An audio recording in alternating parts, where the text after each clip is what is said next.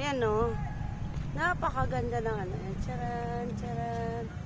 Ayan. Mayroon doon yung aakyatan mo. Tapos, ang ganda ng view dito. Ayan o. Sa umaga, mayroong mga nag-exercise dito. Tsaka ganito, sa hapon din, kung nakikita niyo, mayroong mga nag-exercise. Kasi ito, ang ganda ng view nila. Ayan o. Ang ganda. Tapos dalawa, mayroon pa doon. Napakalawak niya. Tapos ang ganda ng mga damo. Ayan yung damo. Ayan, pwede mong upuan yan. Kung nakikita niyo, may mga nakaupo. Ayan o. Napakaganda niya. Diba?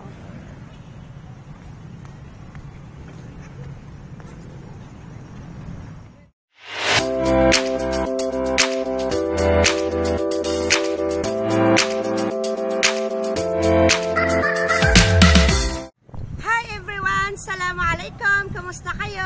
Anyway, maraming salamat po sa nakapag-subscribe na sa akin. At kung hindi ka pa nakakapag-subscribe, ano pa inaantay mo? Mag-subscribe ka na. Okay, thank you very much for watching.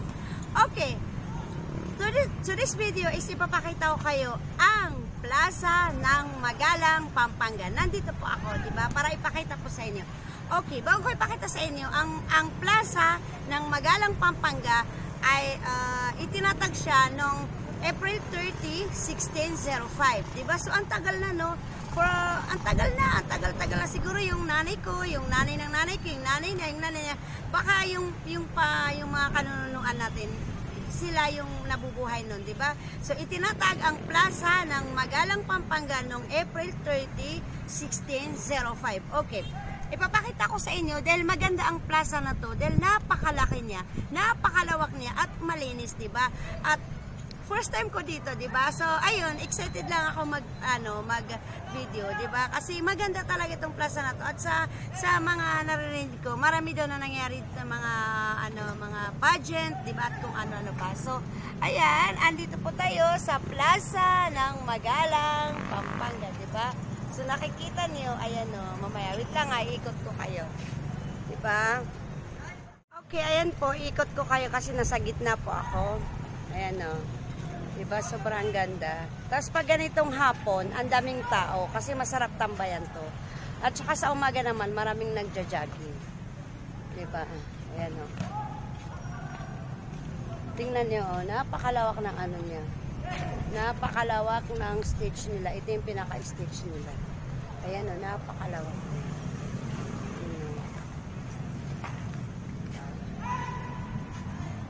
Ayan, meron silang ano dito. Hindi ko alam kung sino yan eh. Kasi walang nakalagay na pangalan, diba? So, ayan siya. Ayan, tapos may mga kabayo. Ayun yung garden nila. Ang ganda niya, yung garden nila. Tapos, ayun yung kabayo. May kabayo. Diba? Ayun yung kabayo. And then, ayan yung Plaza Magalang. Plaza Magalang. Ayun yung kabayo. Diba? Napakalawak dito. At saka, ang daming pwede mong upuan. Ano? Ang dami mo pwedeng upuan. Hanggang dun. Ayan o. Kung nakikita niyo, may mga nakaupo. Akit tayo dito sa bilog na to. Ayan o. Ayan o. Sa bilog na to. Ayan o. Ayan. O. Diba? Ang ganda. Nasa, ano po ako, nasa gitna to. Kung napapansin niyo, malawak na bilog to. Ayan o. Malawak na bilog. Tapos makikita mo yung doon. Ayan o. Pinakadulo, iikot ko kayo. Ayan o. Tcharan! Ikot ko kayo. Diba, napakalawak ang Plaza ng Magalang. As in talaga, napakalawak na. Tsaka malinis. Tapos, sa umaga, alas 3 pa lang o alas 4, mayroong mga nagja-jogging. Pag ganitong hapon naman, kung napapansin niyo, ang daming mga tambay. Kasi ang sarap ano dito umupo. Tapos, kumain, magmerenda. Diba, ayan o. Ang ganda, napakaganda niya. O, diba? Ang ganda. Ano? Nahilo na kayo sa akin, diba? So, ang ganda ng Plaza ng Magalang. Okay. Magalang Plaza, diba? So, ituturo ko sa inyo ang mga ilan-ilan bagay na makikita ko dito kung ano ang mga Arabic na, di ba? Para naman masaya. O, di ba? Nakikita niyo ang ganda ng view. Okay, number 1 is plaza. Plaza, okay. Ang Arabic ng plaza is sahatu amma. Sahatu amma.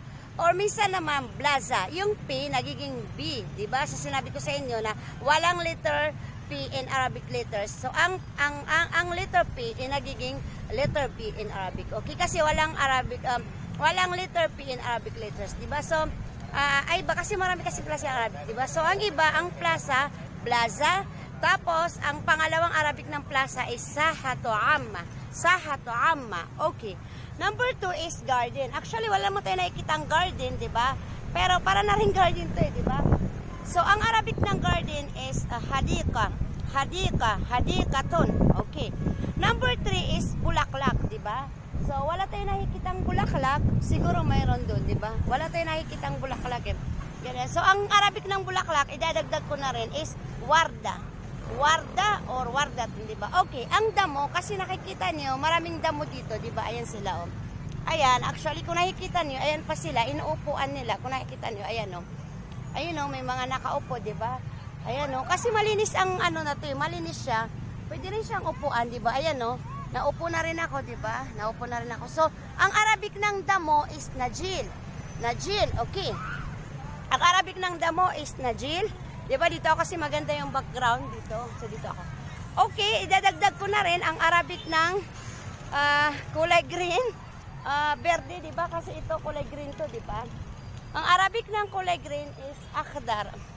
Diba? Akhdar. Okay, dadagdag ko na rin ang Arabic ng namamasyal.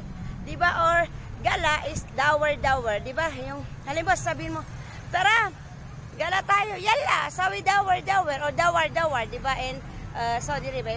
Yung gala or yung mamamasyal is dawar-dawar or dawar-dawar. Okay, diba? Okay, so ang Arabic naman ng mga tanim, kasi nakikita niyo, di ba? Ayan, no? May mga tanim sila dito na napakaganda. So, ang Arabic ng mga tanim is al-mahasil, di ba? Yung sod. Al-mahasil. Okay, ang Arabic ng mga tanim is al-mahasil. Okay, so, ano pa ba?